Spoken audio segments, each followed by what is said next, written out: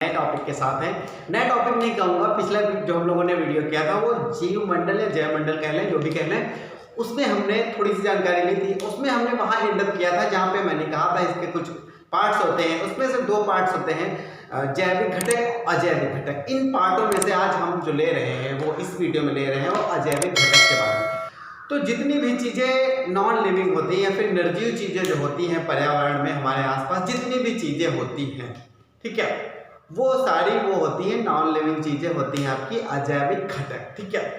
इसमें भी कई चीज़ें आती हैं, थोड़ा थोड़ा हम लोग जान रहे हैं, ज़्यादा बिल्कुल डिटेल में, बहुत ज़्यादा डिटेल में नहीं जा रहे हैं, क्योंकि उसमें से ज़्यादातर चीज़ें हम कहीं ना कहीं पढ़े हुए हैं, जानते हैं, बस हम इस चीज़ को नहीं जानते हैं कि ये अजैविक घटक का पार्ट है। तो चलिए, जैसे कि परिभाषा लिख रखी है, एक बार पढ़ लेते हैं।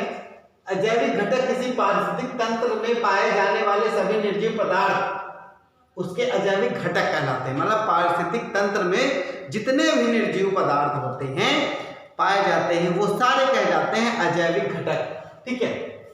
पर्यावरण के अजैविक घटक में प्रकाश, घर्षण, तापमान, आर्द्रता एवं जल, अक्षांश, उच्चावच और आदि शामिल होते हैं। देखिए, जैविक घटक जो होते हैं, अजैविक घटक, इनमें बहुत कनेक्शन बहुत तगड़ा होता है, ठीक है।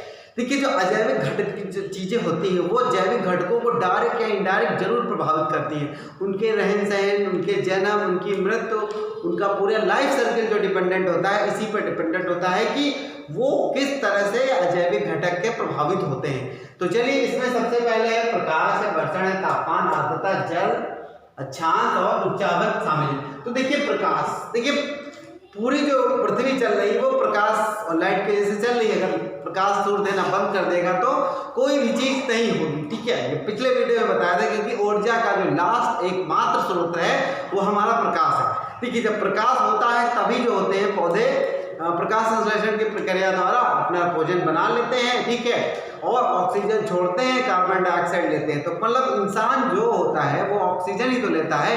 अब पेड़ पौधों तभी ऑक्सीजन बना सकते हैं जब सूर्य का प्रकाश होगा। तो इस तरह आप कह सकते हैं कि कितना, मतलब उसके बगैर संभव नहीं है जिंदगी, प्रकाश, ठीक है। और प्रकाश से संबंधित इस तरह और भी कह सकते हैं, जैसे कभी कभी होता है उछाल लग गई पेड़ को, इसमें जैसे कई सारे पेड़ हो तो अगर जो बाद में लगाया गया है, जो उस पर छाया पड़ रही बड़े पेड़ की, वो नहीं बढ़ता है। क्यों? क्योंकि उस पर सीधा प्रकाश नहीं पड़ता है, वो प्रकाश संश्लेषण नहीं कर पाता है, जिसके कारण वो पेड़ नहीं बढ़ता है, ठीक है। चलिए आगे देखिए, ये बता दिया कोहरा, वर्षा, हिमपात, ओला, ठीक है। कोहरा, वर्षा, हिमपात, ओला। देखिए, कोहरा अभी जैसे जाड़े में अभी 2-3 दिन पहले काफ़ी कोहरा था।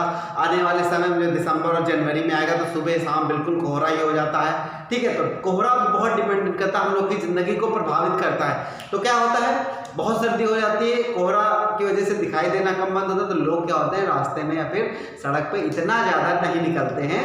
कब निकलते हैं? आना जाना कहीं बंद कर देते हैं, अवॉइड कर देते हैं कि ना रात को ट्रेवल किया जाए, क्योंकि एक्सीडेंट होने की संभावना बढ़ जाती है, ठीक है।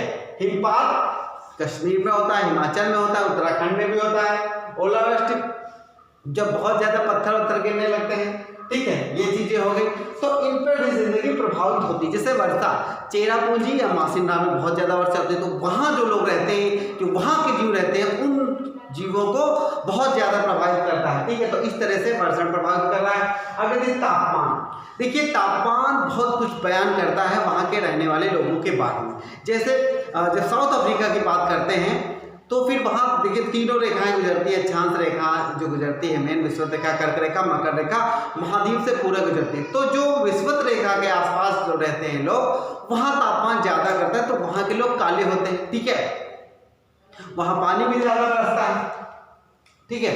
तो ये तापमान बहुत डिपेंड करने वाला। और जब हम बात करते हैं, उधर बढ़ते हैं यूरोप की तरफ, तो यूरोप की तरफ काफ़ी प्रदेश ठंडा है, ठीक है। तो ठंडे होने की अलग सीक्वेंस, जैसे इंग्लैंड वगैरह में वो ठंडी ही रहती है मोस्टली, जैसे रसिया हो गया, ठीक है, रसिया में भी मोस्टली ठंडी ही होती है, ठीक है। वहाँ सर्दी बहुत ज़्यादा होती है, परमानेंट बर्फ ही लगभग गिरी रहती है। तो यूरोप कंट्रीज हो गई, ये सब कंट्रीजों के रहन सहन और वहाँ के लोगों का इवन रंग भी प्रभावित करता है। जो ठंडे प्रदेश के लोग होते हैं वो गोरे होते हैं, और जैसे इंडियन का एनवायरनमेंट अलग टाइप का, तो वहाँ के लोगों का कलर अलग है, ठीक है। तो इस तरीके से जैसे जो बताया था, विषुवत रेखा के आसपास जो लोग रहते हैं उनका रंग काला होता है। आर्द्रता एवं जल, ये भी देखिए बहुत प्रभावित करता है। जल देखिए, जल तो समझ लीजिए, मुझे नहीं लगता जल के बगैर जीवन संभव है। पिछले कई वीडियो में बता चुका हूँ कि जल नहीं होता तो शायद इंसान, ऑक्सीजन होती नहीं होती वो अलग बात है। जल बहुत ज़रूरी है, ठीक है, क्योंकि जल को हम बना नहीं सकते, अभी भी हम जल को बना नहीं पाए। इतने दिन हो गए हैं, जल को बनाया नहीं जा सका है। केवल जो है उसी को थोड़ा बहुत प्योरीफायर कर लेते हैं, वो भी प्योरीफायर उनको करते हैं जो इंसान जो है गंदा करता है। अब समुद्र का जो खारा पानी, उसको आरओ से हम प्योरीफायर करके उसका खारापन नहीं निकाल सकते। एक बार मुझे कोटा जाना हुआ तो वहाँ का पानी का स्वाद आरओ के बाद भी जो है वहाँ के पानी में वो बिल्कुल जो होता नहीं रंगीन स्वादहीन, वो बिल्कुल पानी का स्वाद नहीं आ पाया। वहाँ उसके पानी में जो बहुत ज़्यादा दिक्कत थी वो ख़त्म नहीं हो पाई। और ये भी एक कोटा का पानी मतलब इतना अच्छा नहीं है पीने योग्य। तो वहाँ क्या होता है, वहाँ जब लोग नहाते हैं बाल झड़ने लगते हैं, स्किन रोग भी हो जाते हैं। अक्षांश विषुवत रेखा से ध्रुव की ओर जाते समय तापमान गिरता है। अक्षांश के बारे में भी तो अभी जो मैं बता रहा था थोड़ी बहुत चीज़ें अक्षांश के बारे में देख लीजिए। अक्षांश रेखा पे बहुत कुछ डिपेंड करता है। जैसे जैसे हम विषुवत रेखा में पता है गर्मी बहुत पड़ती है, जैसे जैसे हम लोग उत्तरी ध्रुव की तरफ जाते हैं ध्रुवों पर ठंडी बहुत पड़ती है। जो बीच वाला इलाका होता है वहाँ पे तापमान नॉर्मल रहता है। जैसे भारत हो गया, चीन हो गया, यहाँ आबादी क्यों ज़्यादा, क्योंकि यहाँ का जो इन्वायरमेंट है, यहाँ का जो अक्षांशीय वो विस्तार है वो बहुत अनुकूल है वातावरण के लिए, वर्षा के लिए, हर चीज़ के लिए। इसीलिए यहाँ आबादी ज़्यादा फलती फूलती है, फसल को लिए भी बहुत फायदेमंद होता है। इसीलिए देखिए भारत और चीन में फसलें बहुत ज़्यादा थी। मोस्टली में तो चाइना नंबर 1 में और कुछ में इंडिया भी नंबर 1 है, ठीक है। तो चलिए ऊंचाई की बात कर लेते हैं। वर्षण और तापमान ऊंचाई पर निर्भर करता है, ठीक है। वर्षण के बारे में भी बताया हुआ है। तो कोहरा तापमान देखिए, जैसे जैसे ऊंचाई पे हम लोग जाएंगे, पर्वतों पे जाएंगे तो क्या होता है, हिमपात होता रहता है, कोहरा भी होता रहता है, ओलावृष्टि भी होती रहती है। और बहुत ऊंचाई पे जाने पे तापमान क्या होता है, घटने लगता है। इसके बारे में हम लोगों ने काफ़ी कुछ पढ़ रखा है, तो ज़्यादा जाने की जरूरत नहीं है, ठीक है।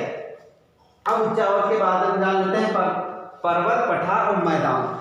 तो देखिए पर्वत पे रहने वाले लोगों का देखिए कलर और स्किन भी अलग हो जाती है। जैसे मणिपुर के लोग हो गए या पहाड़ पर रहने वाले जो लोग हो गए पहाड़ी साइड के, वो लोग गोरे होते हैं, उनकी बनावट बिल्कुल अलग टाइप की हो जाती है।